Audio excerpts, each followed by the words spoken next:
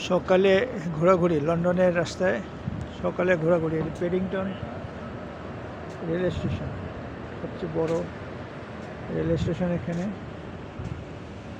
এখানে সব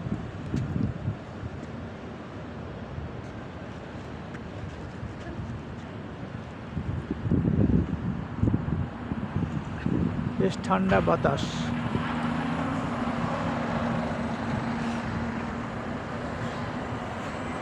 সূর্য উঠতেছে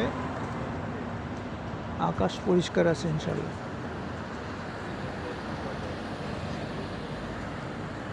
বেশ ঠান্ডা সেই জন্য জ্যাকেট ট্যাকেট পরে বেরোতে হয় সকালে